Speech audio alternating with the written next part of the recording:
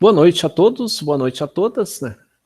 Em continuidade à aula passada, onde a gente conversou um pouquinho sobre o pensamento socrático, né? Hoje a gente vai seguir, né, os debates e as discussões com base em Platão, né? Platão é um personagem importante, né, da construção do conhecimento filosófico e nas suas repercussões sobre o conhecimento científico, porque ele vai dar continuidade às análises socráticas. É ele, né, o principal discípulo de Sócrates, e ele vai estar, né, nas suas produções, né, denominadas diálogos, né, sempre colocando Sócrates debatendo com alguém sobre um conceito que Platão julga importante para construir, né, as relações de entendimento com o mundo, né. Platão, segundo a sua família, né, queria que ele fosse alguém das áreas jurídicas, pela influência, né, que a família compreenderia, né, de Platão dentro da sociedade ateniense. Porém, a família dizia assim, para que Platão tenha um melhor preparo, é bom que ele vá assistir as apresentações em praças públicas, nas ágoras, de Sócrates. E lá ele vai vendo Sócrates desenvolvendo seus argumentos, raciocínio, e Platão poderia aprender muito bem com ele. E os pais fazem isso. E Platão vai assistir as apresentações em praça pública do Sócrates. E lá, né, acompanhando as apresentações, ele começa a gostar cada vez mais das argumentações na forma como Sócrates vai entendendo o mundo.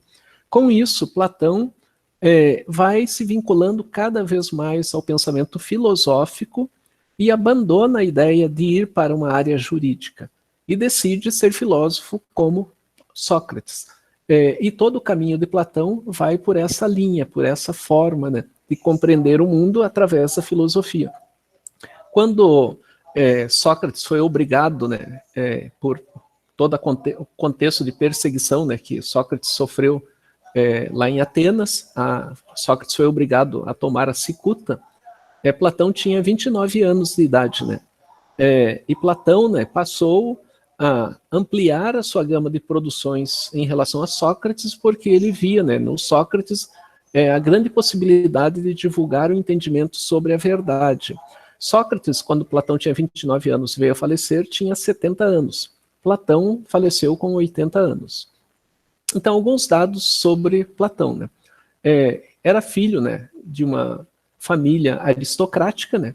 Aristocracia, né, significa, né, basicamente, né, família, o grupo social, né, que nasceu, né, dentro de um contexto de realidade que, por berço ou concessão, né, concessão política, né, passa a ter privilégios na sociedade em relação às demais pessoas, né? Então, um aristocrata é alguém que tem mais direitos do que os direitos que poderiam ser para todos, né? São direitos exclusivos, né, que a pessoa vem a ter. Por isso, né, que o caminho em relação à família, né, que pensava em termos de Platão que ele fosse numa direção, né? E Platão, né, acabou rompendo, né, com essa construção familiar e passou a destinar-se seus debates e discussões para com a filosofia, né?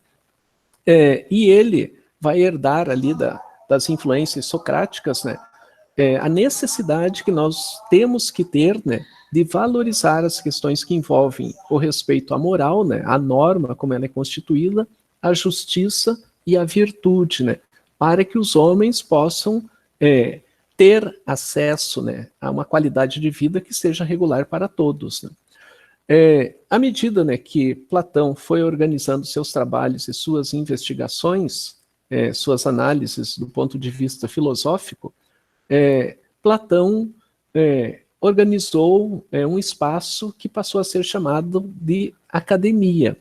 Essa academia era em homenagem ao espaço onde Platão organizou, né, seus espaços, sua condição ali para discussões e análises, em relação ao jardim, né, em que ficava esse espaço de discussão, que era o jardim de Academos. E Academos, né, foi um personagem, um herói ateniense, que libertou Helena do domínio de Teseu. Teseu foi o sujeito que enfrentou e venceu o Minotauro, e posteriormente sequestrou Helena. Academos foi quem encontrou aonde estava em cativeiro a Helena, né, libertando-a. E por isso, né, a região onde Platão resolveu construir ali o seu espaço de debates e discussões, recebeu o nome vinculado ao Jardim de Academos, né, chamando academia. Claro que hoje em dia a gente tem toda uma outra noção, né, de academia, caracterizando a academia como um processo de ensino, aprendizagem, avanço, né, em termos de conhecimento sobre o mundo. Platão tinha uma característica, né, que ele foi desenvolvendo com o gosto pela filosofia de ser político, porque Platão, né, a partir dos debates de Sócrates, entendia que quem deveria ter a ação política deveriam ser os filósofos, os verdadeiros filósofos, não os sofistas. Filósofos, por quê? Os filósofos, sendo políticos, eles poderiam levar aos sujeitos as condições de compreensão sobre a moral, a ética, a justiça, os valores, a virtude, né, e o reconhecimento do ser humano em termos de possibilidades e ações dentro do mundo. Platão pertenceu, né, ao que foi chamado de segundo período da filosofia antiga, que é o período socrático, clássico ou antropológico. O período anterior a Sócrates é o período pré-socrático, e o período posterior a Sócrates é o pós-socrático. Nesse período socrático, Platão, né, como conviveu seus vínculos, estabeleceu seus vínculos ali com Sócrates, né, e se tornou, né, o principal discípulo das ideias e conceitos, né, socráticos, ele está dentro, né, desse período, né, ao lado de Sócrates na construção do pensamento filosófico vinculado à teoria das ideias, ao pensamento idealista. Sócrates, né, passou a opor-se, Platão passou a opor-se aos sofistas, especialmente, né, porque foi a ação dos sofistas que levaram Sócrates à morte, né. Toda a sua produção é em forma de diálogos, e esses diálogos têm como Sócrates a figura central, né? Então os diálogos vão ocorrendo e quem vai conduzindo os diálogos é Sócrates, e através de Sócrates, né, os indivíduos que, entre aspas, né, podem não ter conhecimento, não ter se aproximado da verdade, através dos diálogos socráticos, eles vão se aproximando dessas ideias e conceitos. E também, né, a característica que Platão vai estabelecer em toda a sua construção conceitual é de que a verdade, ela é possível de ser conhecida em si. Essa verdade em si, ela não está nesse mundo em que nós estamos. Então, esse mundo que nós estamos agora é o mundo das sombras. A verdade em si, a gente só encontra no mundo das ideias, que é um mundo que está em outro nível, né? É uma outra condição de compreensão, de leitura do mundo, né? Então, aqui nesse mundo, a gente se engana frequentemente, porque é o mundo dos sentidos, das percepções. No mundo das ideias, a gente encontra a realidade como ela é. O mundo real, para Platão, é no mundo das ideias, e não aqui, né? E também, né, ele foi elaborando todo um processo, né, de debates e discussões que implicam, né, em teorias do conhecimento, né, que ele vai falar muito da questão da episteme, né, e também na noção de política, né. A política, né, com a ideia da polis, cidade, cidadania, é a condição das pessoas terem direitos e preocupação de todas as pessoas umas pelas outras, né. Nessa construção platônica, a educação é o processo que leva os indivíduos a superar as condições que o corpo nos dá, pois o corpo nos engana, nos leva a interpretações nem sempre corretas e adequadas da vida, para o espaço da alma. E a alma aqui, alma, espírito ou consciência, é o local onde nós vamos encontrar a beleza, a perfeição.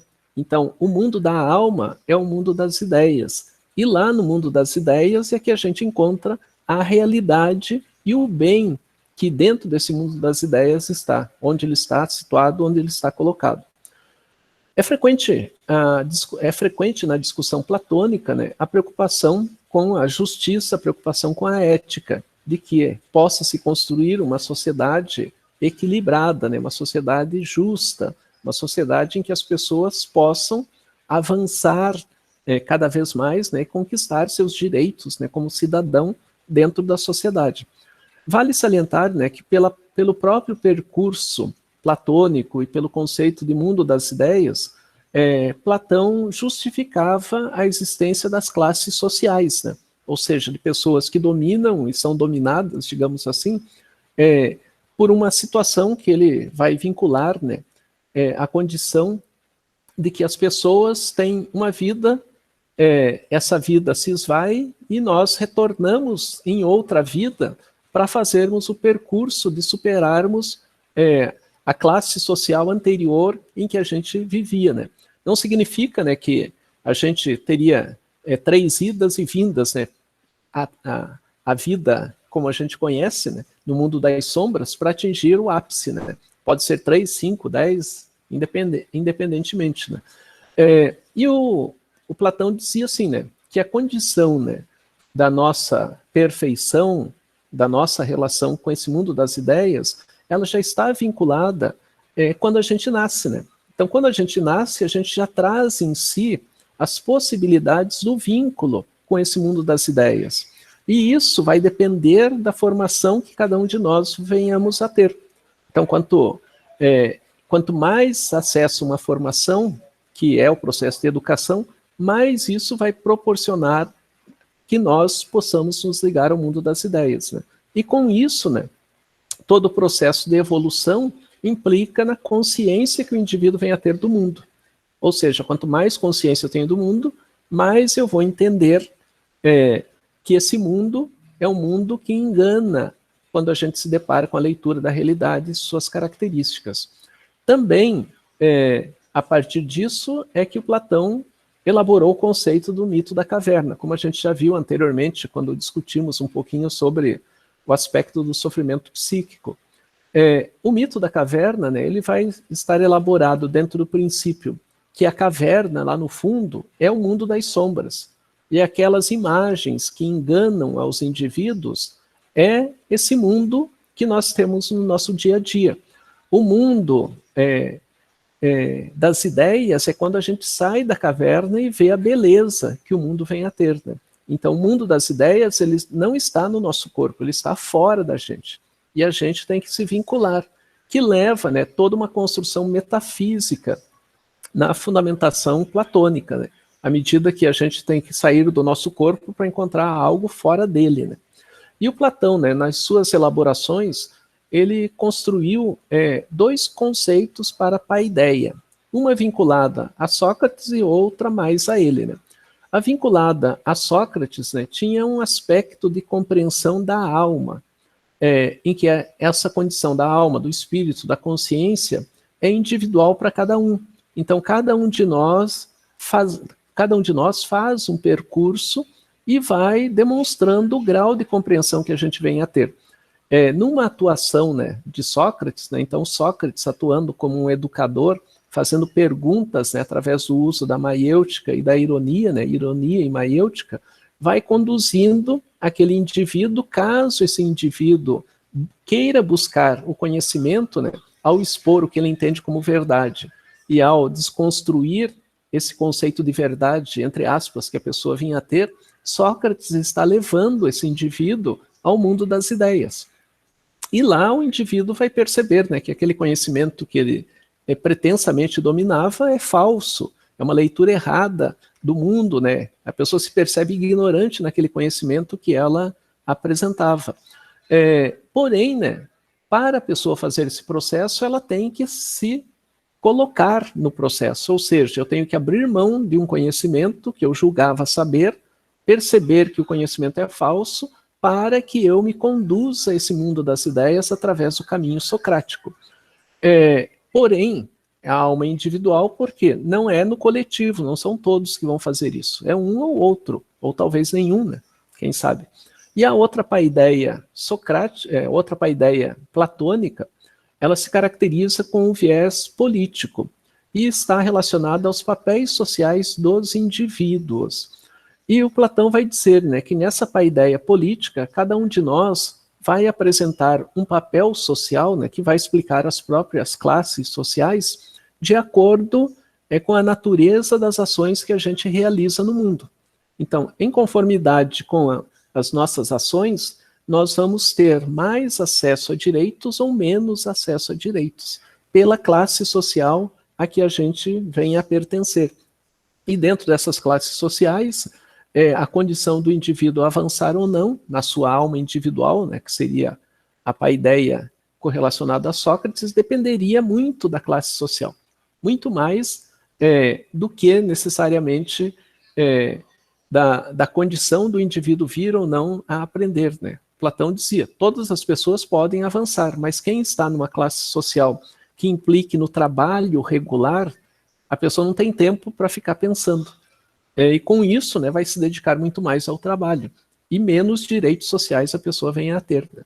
E também, né, Platão, na República, e também no texto dele, As Leis, né, ele vai falar, né, sobre a necessidade que as pessoas venham a ter, né, de uma política da educação para compreender como que as classes sociais são formadas. E ao compreender as dinâmicas das classes sociais, faz-se a analogia à condição do indivíduo poder avançar ou não na compreensão do que está à volta no mundo para chegar ao mundo das ideias. Platão, né, desenvolveu seu conceito tendo por base, né, além de Sócrates, né, dois pensadores pré-socráticos, né?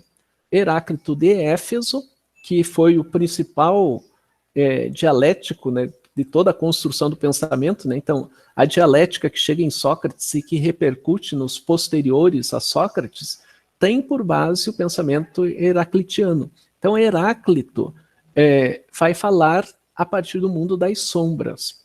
Parmênides era metafísico e falava a partir do mundo das ideias. Então, os conceitos metafísicos e dialéticos também vão percorrer as ideias de Platão.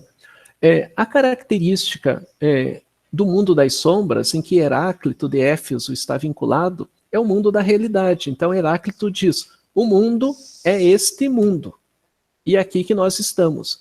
E aqui nesse mundo que nós estamos, nós encontramos as contradições entre o bem e o mal, alegria e tristeza, sucesso e fracasso, e assim por diante. Elas fazem parte desta vida real e concreta. Não é em outra vida, é nessa vida.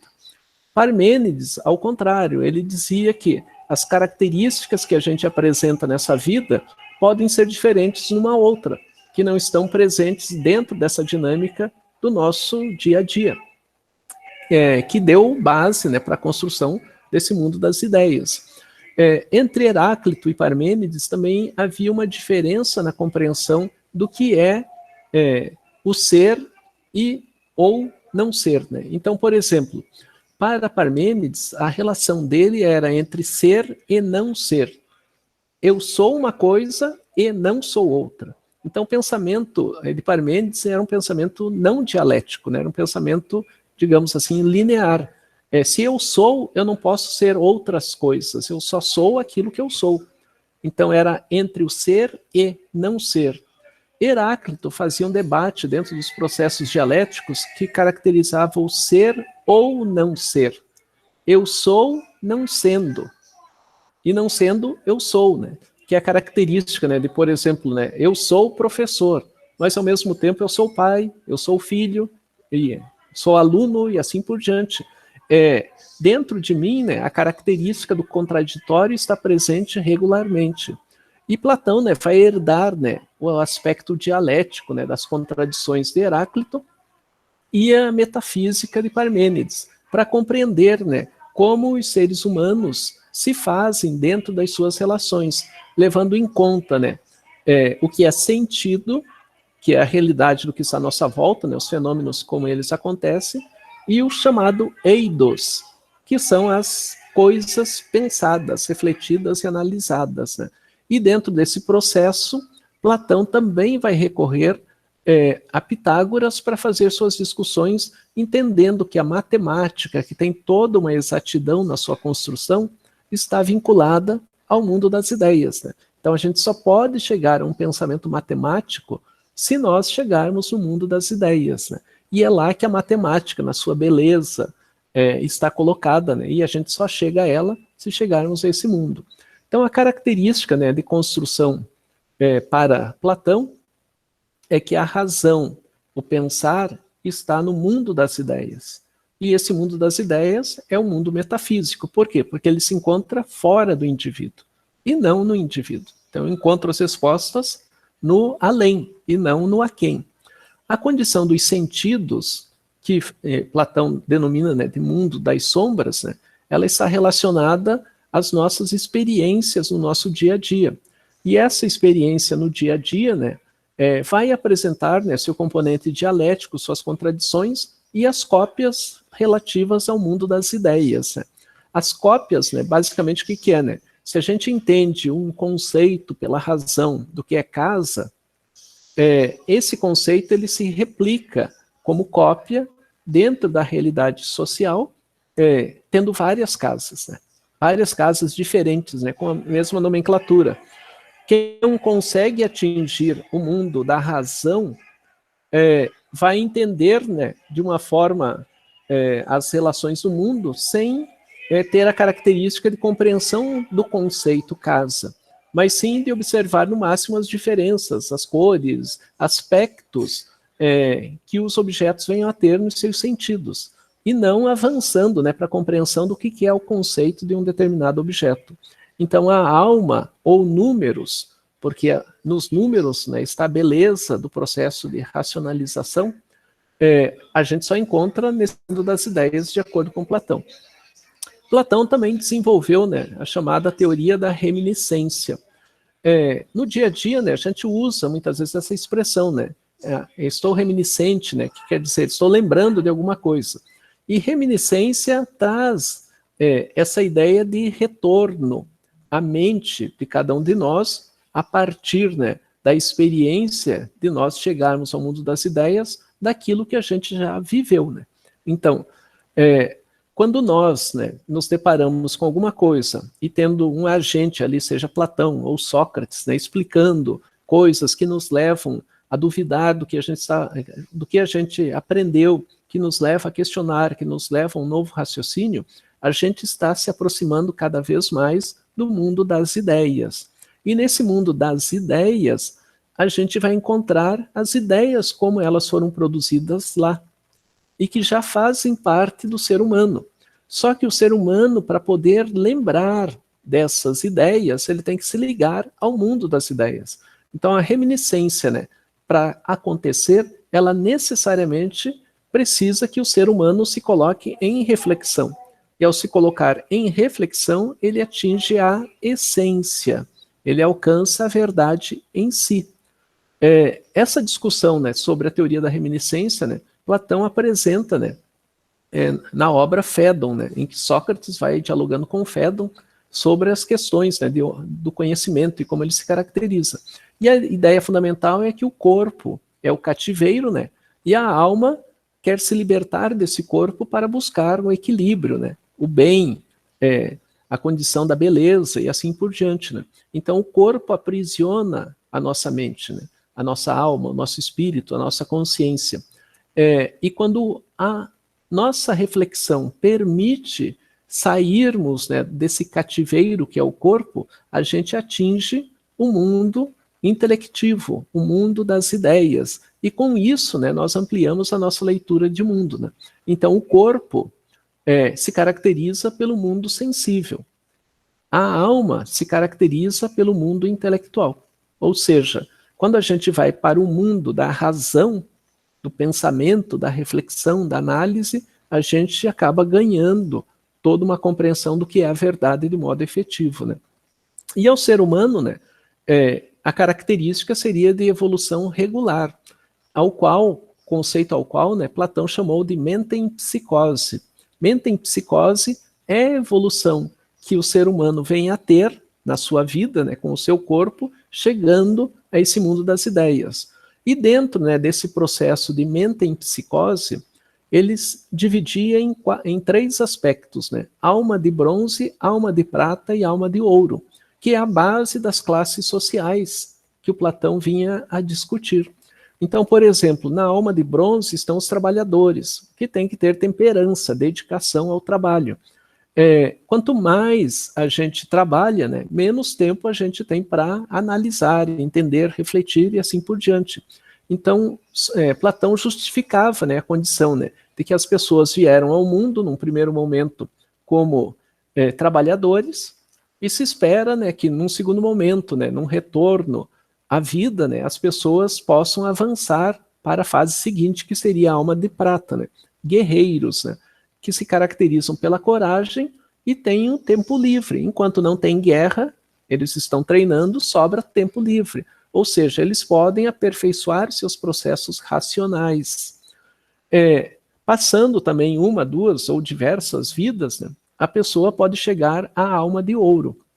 E a alma de ouro seria a condição dos magistrados, não só, né, na relação do direito, né, mas de quem domina dentro da sociedade ao outro, né, subjuga quem está com a alma de prata e de bronze, né, pois tem a sabedoria. E quem está na alma de ouro é que tem mais tempo livre para poder chegar ao mundo das ideias. E aí sim, né, compreender o que é verdade e como a verdade se caracteriza. E o Platão, ele dividia, né, essas almas, né, também na característica de cabeça, tórax e abdômen. Né? Alma de bronze, o abdômen, a sobrevivência, né, digamos assim. Alma de prata, o tórax, né, a força, o vigor. E a alma de ouro, a cabeça, né, o pensamento, né, que nós temos sobre o mundo, né, o raciocínio sobre o mundo, o entender sobre o mundo. E ele dá base, né, para o conceito, né, de que a gente pode nascer e morrer várias vezes, evoluindo de um estágio para o outro. Né? A gente pode perceber, né, que essas ideias de Platão, né, vão repercutir em movimentos religiosos, né, que nós temos na nossa atualidade, mas que historicamente foram surgindo ao longo do tempo. Né? E todo esse processo, né, como ele ocorre pela mente em psicose, né, que é o termo platônico. Também Platão, né, criou um conceito chamado teoria da contingência. Essa teoria da contingência ela está relacionada ao mundo das sombras e ao conceito da dialética, as contradições que se apresentam, né, e se revelam como cópias. No mundo das ideias, né, a gente tem o mundo metafísico, onde lá tem o conceito do que é a verdade, efetivamente. Né? Então, nesse exemplo aqui, né, então, o conceito, né, de homem, de casa, de veículo, ele está relacionado ao mundo das ideias, né, de como ele se coloca. O que a gente tem aqui, que para Platão ele denomina de mundo das sombras, é a característica das cópias, que se contradizem entre si. A gente pode ter cópias diferentes, né, uma da outra.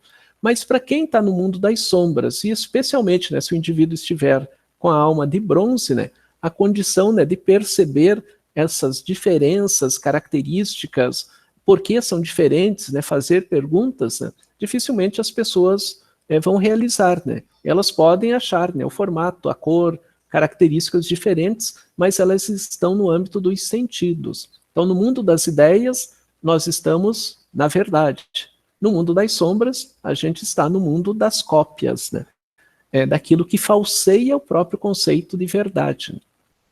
E Platão, né, com isso, né, procurou desenvolver, né, toda uma característica, e por isso que ele fundou a academia, em que lá na academia se pudesse ensinar os indivíduos a pensar sobre as situações do que vivem no mundo e com isso superar as ilusões que o mundo nos traz através das suas sombras. Buscando, né, pela educação, fazer com que, dentro da ironia e maiêutica socrática, as pessoas possam conhecer a sua alma, a sua razão, a sua racionalidade, e com isso, né, alcançar o mundo das ideias. Então, a característica da academia criada por Platão era de levar os seus discípulos a chegarem ao mundo das ideias de um modo muito mais intenso, do que esperando que esse processo ocorresse de um modo ao acaso, digamos assim, né? Mas tendo uma direção, né? E através dessa direção conhecer a verdade como ela se estabelece. Né? Então aqui, né, voltando à alegoria da caverna, né, então a gente tem um exemplo, né? Aqui na caverna as pessoas estão no mundo das sombras, né? E as sombras projetadas na parede são sombras que enganam, né? Pois a sombra do que está sendo projetado na sua realidade, ela está aqui. Mas como a gente está no mundo das sombras, a gente não sabe. Sair da caverna é atingir a reflexão. E Sim, aqui, né, a gente vai professor. encontrar a beleza, a qualidade do mundo, tudo que é bom, né? Oi, pode falar. Professor, fazendo agora uma analogia, né, de um filme bem, aparentemente bem simples, né, e parece um desenho animado, é aquele, os Creeds, né, a família, né, Ah, sim, eu conheço. que fala bem isso aí, né, que eles viviam nas cavernas, né, então batia o sol em certa hora, apareciam as sombras, e o pai deles diziam que aquelas sombras metiam medo neles, etc, etc, né, que era o que prendia eles ali, né? Que ali era um mundo que eles iam ficar protegido, né? E depois lá em cima, que aquela guria sai lá, que ela enxerga o sol, a beleza que realmente é, né? E não aquilo que era mostrado para ela. E é bem isso É, aí, né?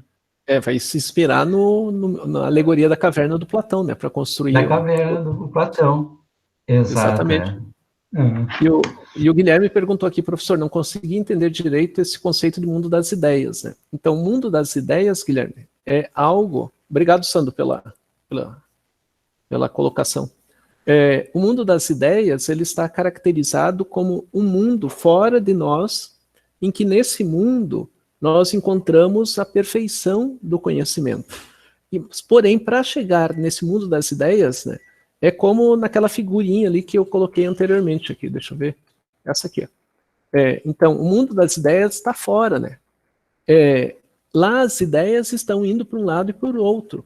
E a gente, né, se a gente pela razão, racionalidade, se ligar a esse mundo das ideias, a gente captura as ideias que estão lá, pois as ideias fazem parte de quem somos no nosso processo de reminiscência, pois a gente já esteve nesse mundo das ideias.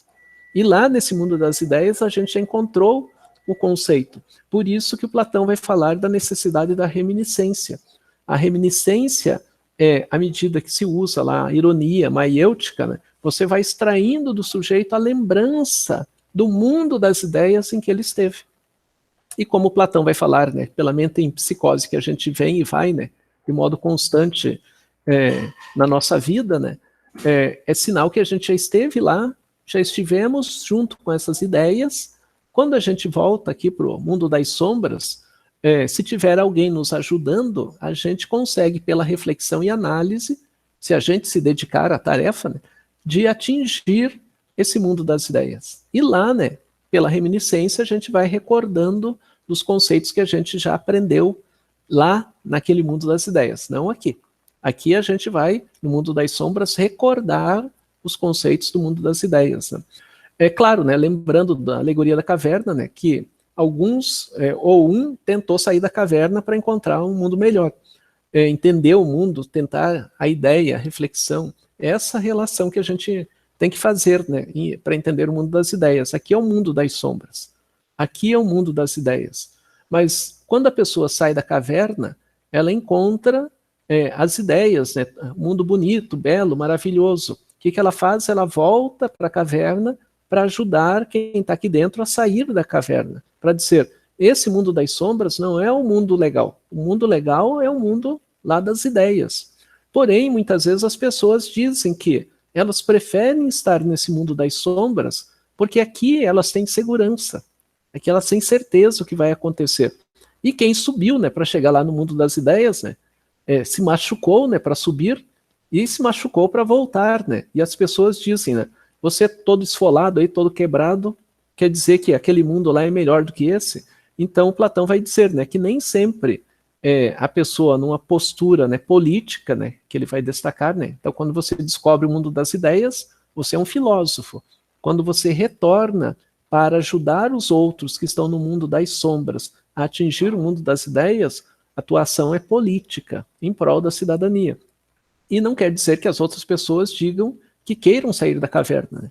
As pessoas podem dizer justamente o contrário, né? Que a gente quer ficar na caverna. Né? Então, por exemplo, né, observe que para o ex-prisioneiro não é suficiente a sua liberação, pois ele volta, desce até os homens da caverna e quer levá-los para a luz. Daí dois questionamentos. Como se explica a volta do filósofo do mundo luminoso da verdade para a escuridão da caverna? Esse ato é um ato político? Como que vocês podem entender essas duas perguntas? Pode falar. Bom, eu entendo que ele retorna para o mundo das sombras, né?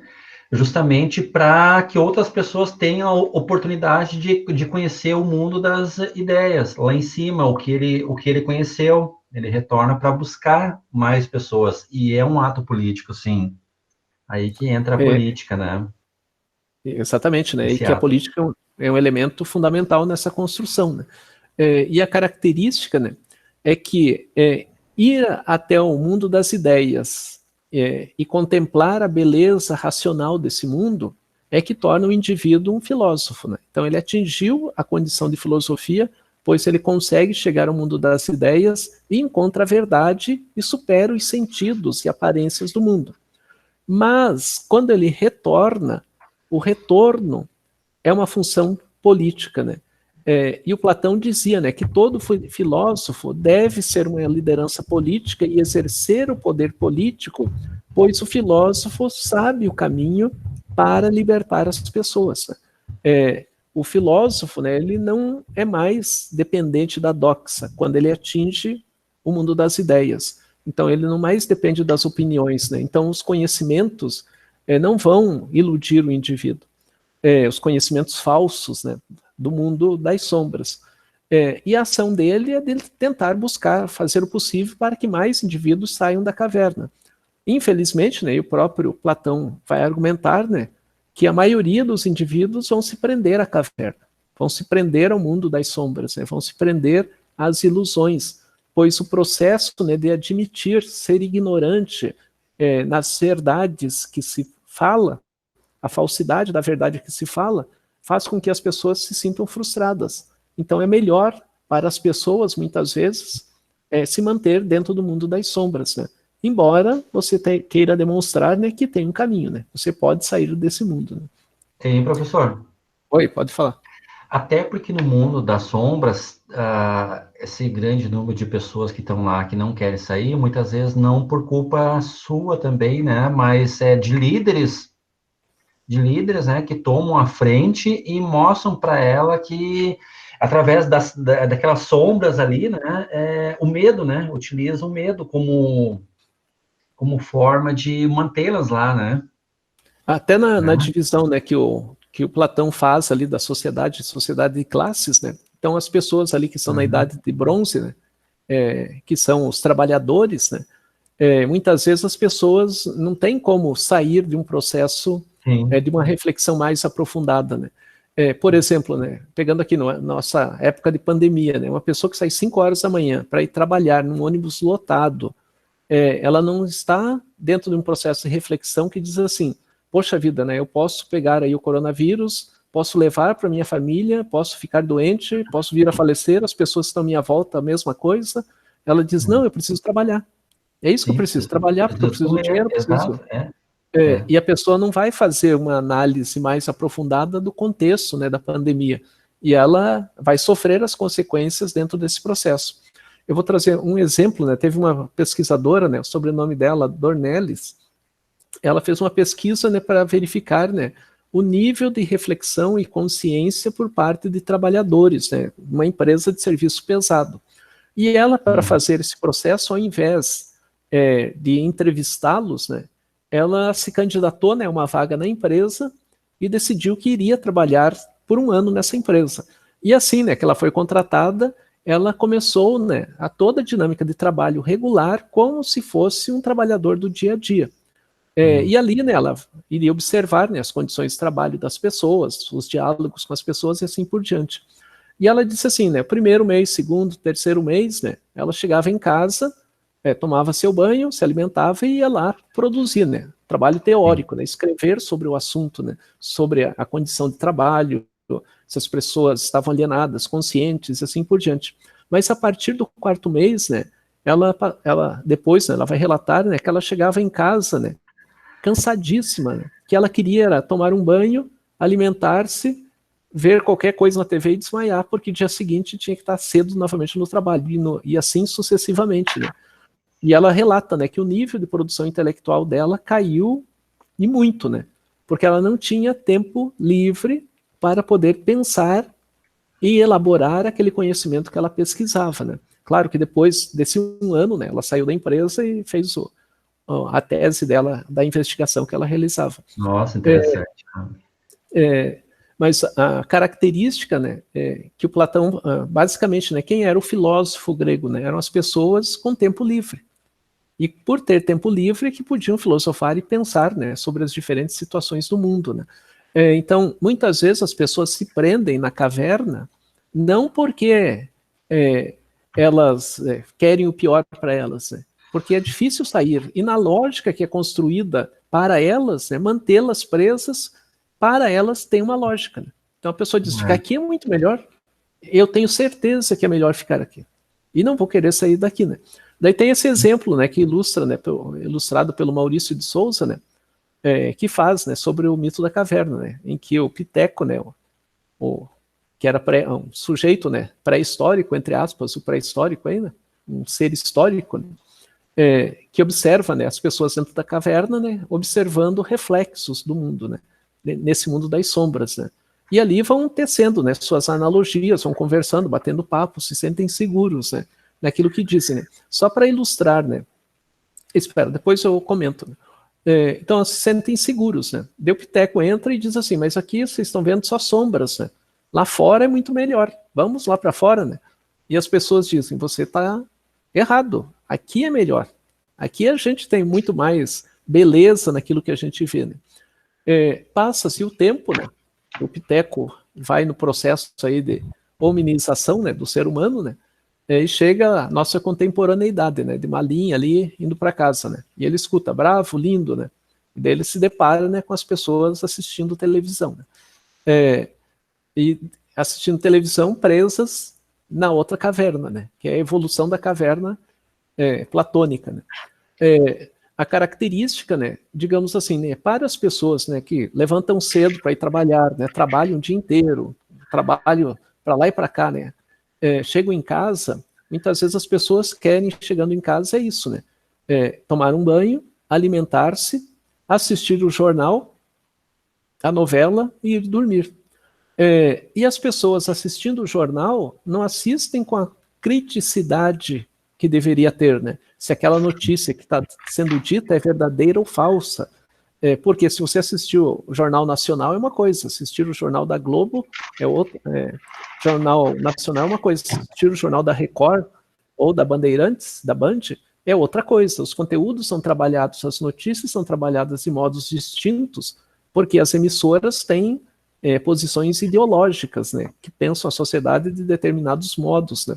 E se a gente não tem uma leitura crítica, né, a gente chega, assiste lá o que o jornal disse, a verdade, assistimos a novela que ilustra a verdade, e no dia seguinte, quando a gente encontrar os nossos colegas de trabalho e formos conversar alguma coisa, a gente vai conversar daquilo que eles ouviram e eu ouvi. E a gente diz, você viu o que aconteceu? Mas era uma coisa medonha, e assim por diante, né? E a gente estabelece, né, nesse diálogo que é a verdade a partir de algo que a gente não refletiu, não analisou, né? E a gente acaba replicando, né, um determinado conceito, porque a gente está nesse mundo, de acordo com Platão, das sombras, né?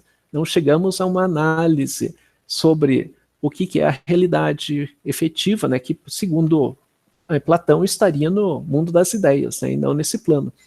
Então, seja a caverna, seja a televisão, né, ou outras situações, né, o consumismo, né, preciso ir no shopping gastar, né, preciso comprar alguma coisa, também estou num processo de alienação, né, seria o mundo das sombras platônico, né, pode falar. Quando o senhor falou ali mais tempo livre, né? Mais fácil para chegar no mundo das ideias, né? Que seria a alma de ouro ali, né? A cabeça dos magistrados. De Masi também segue para essa mesma linha, né? Que ele diz, né? Que o ócio, né? Ele coloca o ócio dentro dessa... É produtivo, né? Dentro dessa alma de ouro aí, né? O genro do Marx, né? O Paul Lafargue, enquanto Marx falava de capital e trabalho, né, o Paul Lafargue escreveu sobre o ócio, né? Sim. Dizendo, né, que o ócio é uma condição essencial para a criatividade humana. E o Domênico de Masi, né, vai nessa vibe aí, digamos assim, né? Aprofundando, né, que a gente tem que ter direito ao tempo livre, né? E o tempo livre, né, esse tempo de não fazer nada, ele não significa um tempo ocioso, né? Não é não fazer nada sem pensar na vida. Não fazer nada significa que a gente está pensando na vida, né? A ideia de que a gente está ocupado com ideias, conceitos e assim por diante, né? Dentro da realidade das nossas experiências, né? Educação e política, né, que são os conceitos fundamentais, né, que Platão vai construindo nos seus debates, nos seus diálogos, né. Platão, né, vai considerar, né, que a educação, né, ela vai antecipando o processo em que o indivíduo possa sair da caverna, né, sair do mundo das sombras e ser guiado, né, pelo mundo das ideias. E nesse mundo das ideias, né, a conversão do indivíduo em filósofo e em político. E esse político, né, alguém que vai agir no mundo das sombras, buscando trazer mais gente para a condição da sabedoria, da justiça, da virtude. Ou seja, a educação pode dar aos indivíduos uma condição da construção de uma sociedade melhor. Então, a educação nutre a condição de formação do indivíduo que chega ao mundo das ideias e alcança a verdade, e essa verdade está relacionada à sabedoria com a cidade, né, saber compartilhar, né, aquilo que uma cidade vem a ter, a condição, né, da virtude que o ser humano deva praticar na relação que tem com os demais, né, e a justiça, né, que é buscar uma sociedade que efetivamente atenda às demandas da população como um todo, ou seja, uma sociedade equilibrada, né? Mesmo assim, né, a noção de sociedade equilibrada por Platão, né, levava em conta essas classes sociais, né, bronze, prata e ouro. Para ele, né, era essa a condição, né, a sociedade justa é uma sociedade dividida em classes, pois você espera que aquele que está na idade, na característica do bronze, né, você possa, pelas inúmeras vidas que irão e voltarão, chegar no conceito do magistrado, né, que é o período de ouro, né, onde o indivíduo chega, pelo seu próprio exercício e sabedoria, né, a esse mundo das ideias, né. Então a educação se equilibra com a política, dando a condição de construção de uma sociedade justa, equilibrada e adequada para com os indivíduos, né.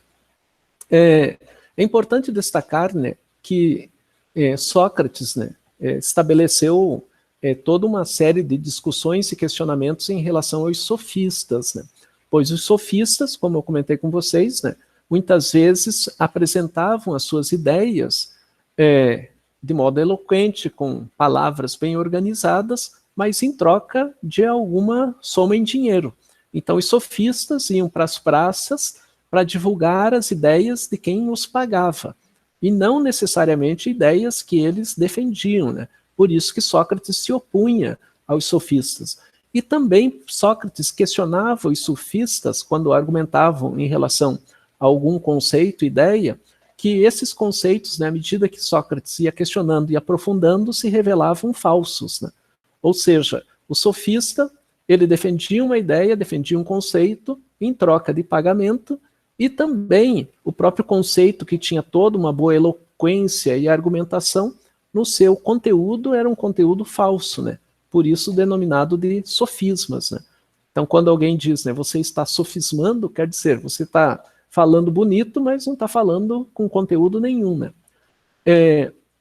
Também a característica dos sofistas é que eles, diferentemente de Sócrates e de Platão, eles estabeleciam que a verdade era algo subjetivo e que não existiria um local onde a verdade na sua plenitude existiria.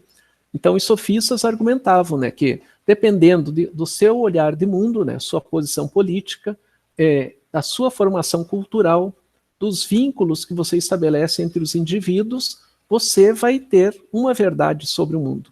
E essa verdade é diferente de um para outro. Ou seja, não tem essa verdade lá do mundo das ideias em que todos, se chegarem no mundo das ideias, vão compartilhar a mesma verdade, né? E ao contrário, né, para os sofistas, né, especialmente o Gorgias, Hípias e Protágoras, eles destacavam, né, verdade é subjetiva. Cada um tem a verdade conforme suas influências, né. Com isso, né, a característica dos sofistas eram de defender toda uma condição de que a moral não é coletiva. A moral é de grupos de pessoas, né. Então a moralidade, né, o que é certo, errado, adequado, inadequado, né, os grupos sociais, cada um deles vão defendendo culturalmente do seu jeito, né. E que cada um, a partir do momento, né, que considera o mundo de um jeito, a verdade, né, se torna relativa, né. É certo para mim e é errado para o outro e assim por diante, né.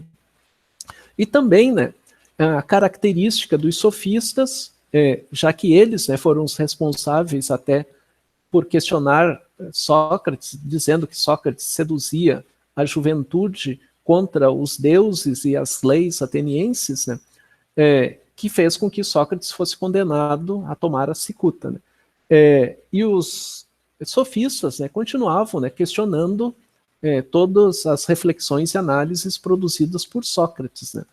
Então, né, se via dentro desse ambiente combatendo veementemente, né, os sofistas, né, pelas posições que eles apresentavam, né. Na construção, né, do mundo das ideias de Platão, né, passou a ser caracterizado que defender o mundo das ideias é estar no plano do idealismo. E esse plano do idealismo é o plano em que nós não estamos dentro dele nesse momento, a não ser que a gente encontre um mundo real como ele é, nas suas características, a sua verdade, no mundo das ideias, né? Então, o mundo das ideias, né, ele vai se caracterizar como um mundo real, é lá que a verdade se encontra, e lá o bem está caracterizado, né? A sua completude, né? A unicidade, né, sobre o mundo está lá, no mundo das ideias. E esse mundo das ideias, a gente só chega pela reflexão, pela análise, pela compreensão, quanto mais aprofundada, né, do que a verdade, mais a gente está no mundo, né? O mundo sensível, né, que é relacionado aí ao mundo, o mito da caverna, né, que é o mundo das sombras, né, ele não é uma condição de explicar o bem. Por mais que se explique sobre a verdade, né, a verdade não se explica em si mesma porque ela é frágil. E o mundo, né, replica cópias imperfeitas do mundo real, que é o mundo das ideias, né? E com isso, né, os indivíduos, né, vão aceitando as ideias promulgadas ali dentro dos seus espaços sem questioná-las, né? Então as pessoas vão aceitando, né, as ideias sem um senso crítico ali de reflexão e análise e assim por diante. Esse mundo das ideias, né, seria um mundo, né, onde a gente encontraria a realidade, né? Vale salientar para vocês que a maior parte das linhas teóricas em psicologia se fundamentam no desdobramento do pensamento idealista. Então, a maior parte das linhas em psicologia são idealistas, né? Outras, numa quantidade menor, são materialistas, né? Materialistas propriamente ditas, né? Que têm uma leitura de mundo diferente, uma compreensão de mundo diferente.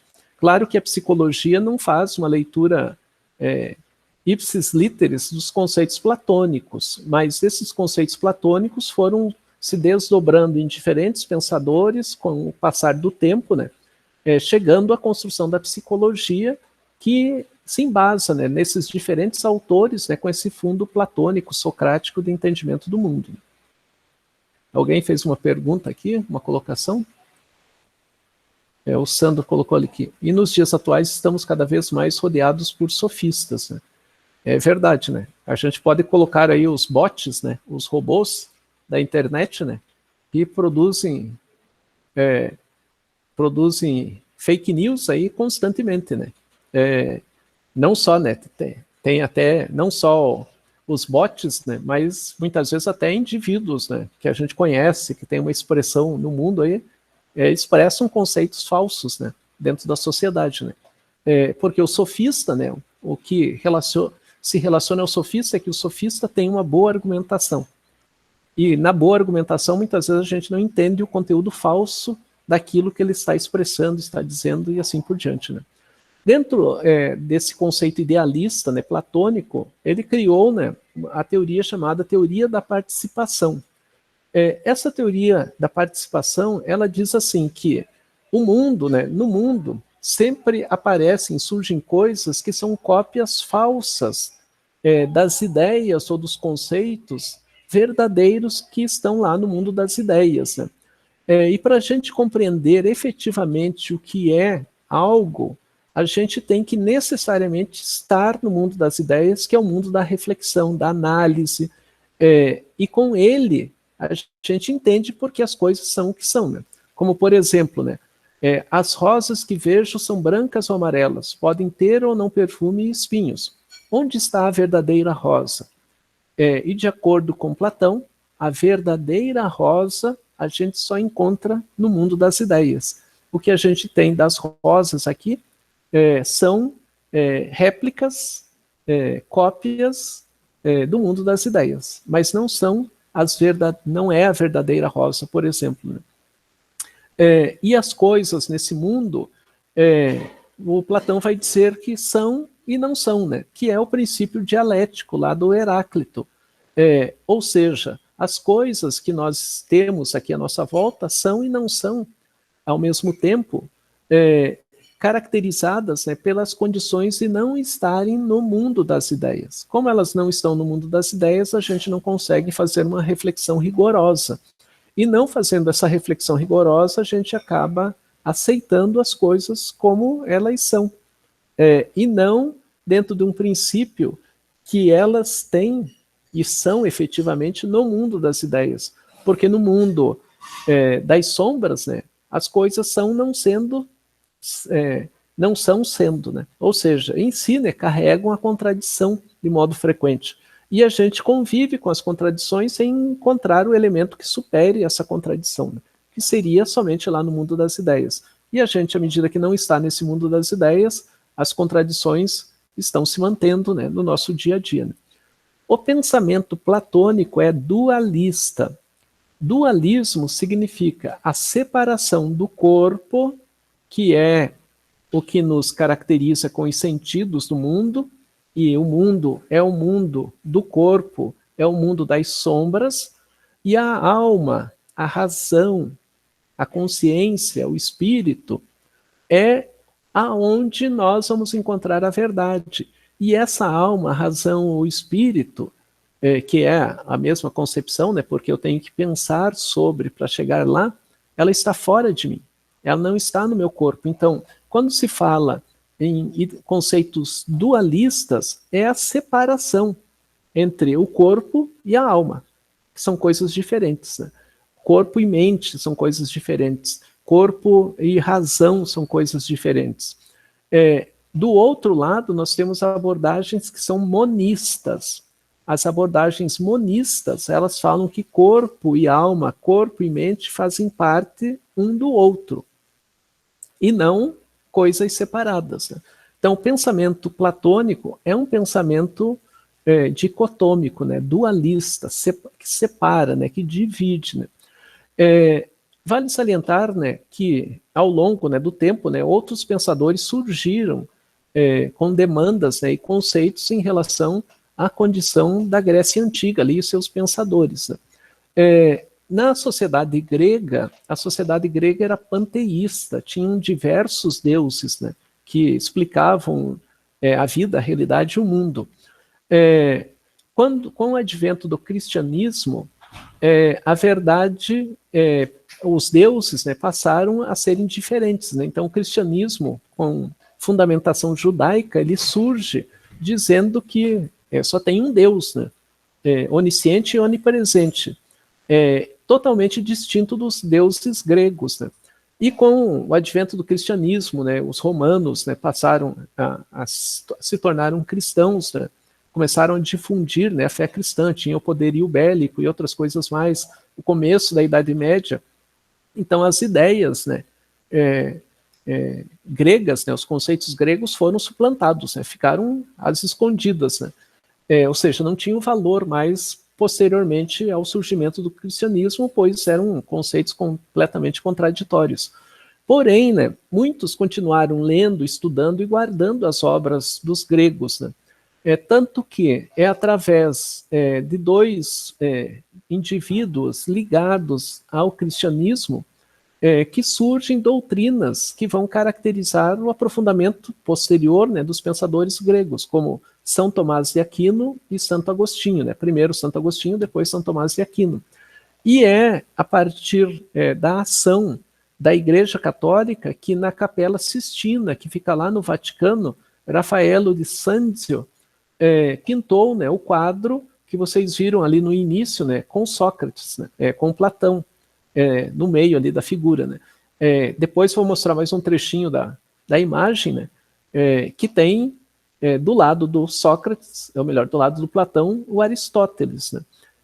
E dentro desse quadro, a Escola de Atenas, né, do Raffaello di Sanzio, tem, digamos assim, os principais filósofos gregos, né, retratados na Capela Sistina, que está lá no Vaticano, né, que foi, digamos assim, o espaço para a retomada das ideias dos pensadores gregos, e depois, né, dentro dessa dinâmica cristã, né, de debates do pensamento grego, teve o René Descartes, e René Descartes é alguém que cria o chamado dualismo cartesiano. O dualismo cartesiano é quase uma réplica dos conceitos platônicos, claro que com outra argumentação e outra reflexão filosófica, né? Mas é o princípio dualista do Platão que chega lá no Descartes. E o Descartes é o que vai impactar em toda a ciência que surge posteriormente a ele. E as ciências que vão se dividir, né, entre corpo e espírito, né, corpo e mente, né, corpo e razão. E vão se tornando, né, conceitos e encaminhamentos diferentes um do outro, e assim por diante, né.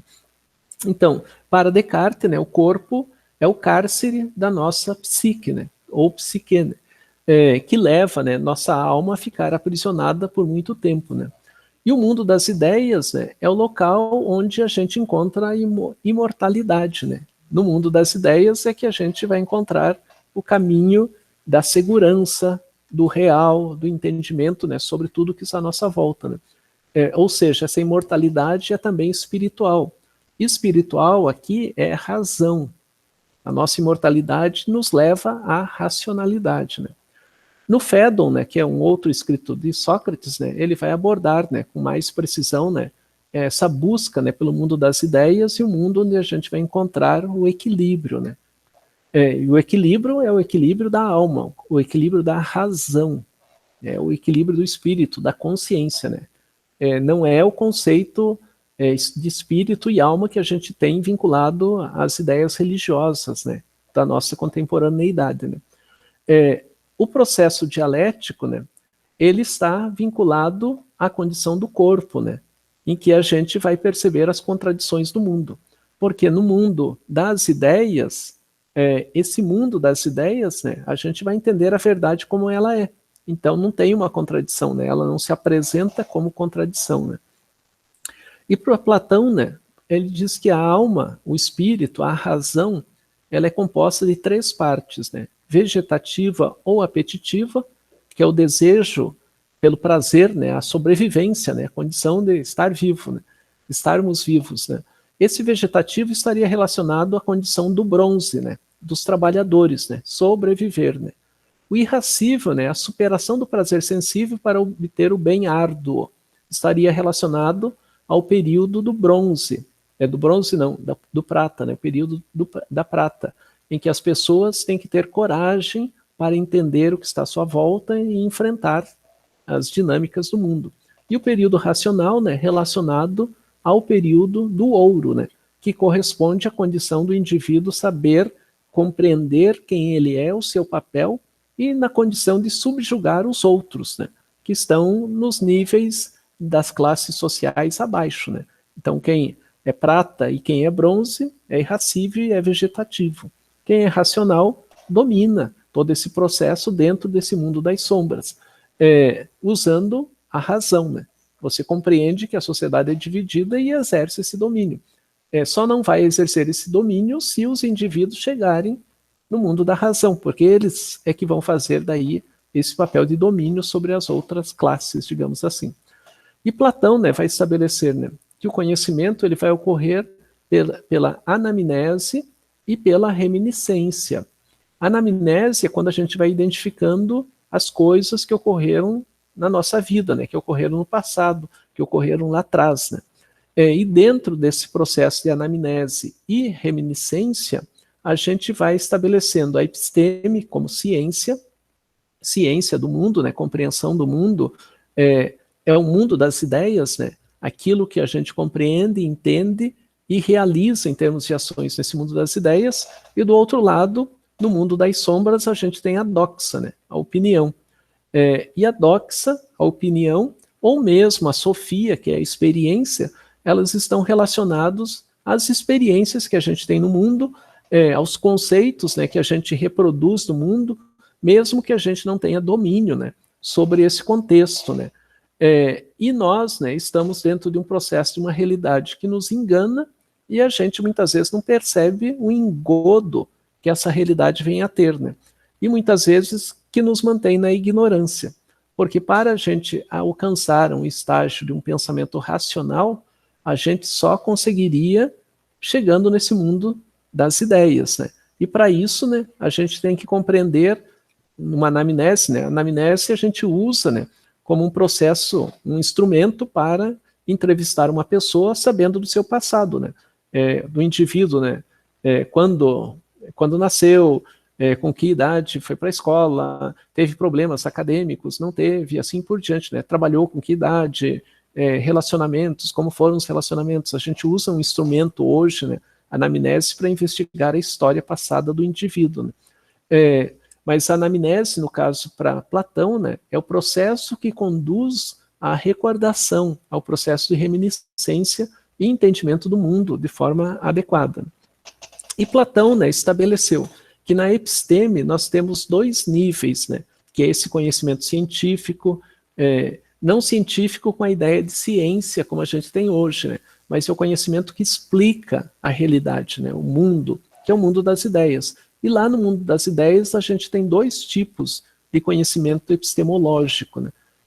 Um chamado de dianoia, que é o conhecimento matemático. A matemática, né, para Platão, é legitimamente a razão, né? É o mundo das ideias, porque só lá que a gente consegue ter o domínio desse pensamento matemático. E a noesis, que é o conhecimento que a gente vai tendo, né, em relação a própria noção do que é a verdade, né, a partir de hipóteses que nos levam à compreensão da verdade. Será que é isso? Será que é aquilo? Como poderia ser assim? Se fosse, no que daria? Então, as perguntas, né, que é aquele caminho socrático, né, da ironia e da maiêutica, né, vai conduzindo o indivíduo a noesis, né, a lógica, a racionalidade dos conceitos. E a doxa, né, que é relacionada aos sentidos, né, às opiniões, ela se caracteriza, né, basicamente pela nossa imaginação em relação ao mundo, sem ter consistência nenhuma de como essa imaginação vai se construindo, vai se caracterizando. E a doxa está vinculada também às crenças, né? As crenças que nós temos no mundo vão se caracterizando como processos que nos levam, né, a uma leitura equivocada da própria realidade, né? E a gente se apega, né, à crença para justificar uma coisa ou outra, né? Então a gente diz, se aconteceu uma coisa ruim, se o indivíduo melhorar, a gente diz, que bom, ele vai, ou melhor, aconteceu alguma coisa ruim com o indivíduo. Daí a gente diz, né, desejamos tudo de bom para que ele melhore, né? Daí a pessoa piora e falece, daí a gente diz, a gente sabe, né, é assim mesmo, a vida é assim, foi o melhor caminho, foi o melhor destino para não sofrer na vida. Então a gente busca justificativas, né, de acordo, né, com Platão, para entender, né, como que as coisas funcionam no mundo, nesse mundo das sombras, né. E aqui, né, nós temos a imagem lá da Capela Sistina, né, dos dois que estão no centro do quadro, a escola de Atenas, o Rafaelo de Sanzio, que é o Platão e o Aristóteles. E nessa imagem, né, nós temos dois movimentos bastante interessantes, né. Vale salientar, né, Aristóteles, que é o autor que a gente vai ver na aula que vem, ele foi aluno da escola de Platão, né, da academia platônica. Nós temos na figura, né, o Platão apontando para cima que ele está apontando para o mundo das ideias, dizendo, a gente só encontra explicações desse mundo das sombras lá no mundo das ideias. E nós temos o Aristóteles fazendo a mão para baixo. Esse movimento da mão para baixo de Aristóteles é dizer, o mundo é explicável aqui, na Terra. Aqui é onde a gente encontra a verdade. E é aqui que nós vamos encontrar as explicações sobre o que é o mundo. Não é lá. Então Aristóteles, né, começou a estudar na escola de Platão, que era uma escola idealista, porém Aristóteles começou a divergir do seu mestre, Platão, e passou a caracterizar a construção de um pensamento diferente do pensamento idealista, trazendo o mundo para a matéria. Então ele está dizendo assim, não é lá em cima não, é aqui que a gente vai explicar o mundo e a realidade. E é nesse mundo que nós vamos encontrar as respostas para entendermos o que efetivamente é a realidade e como ela se caracteriza. E não vamos buscar em outro lugar, né? Não vamos buscar em outra dimensão a explicação do que é o mundo e de como o mundo se caracteriza. Então, na aula que vem, né, a gente vai estudar e detalhar um pouquinho mais os conceitos de Aristóteles, né, para que a gente tenha uma noção, né, de como ele também vai impactando sobre o conhecimento psicológico.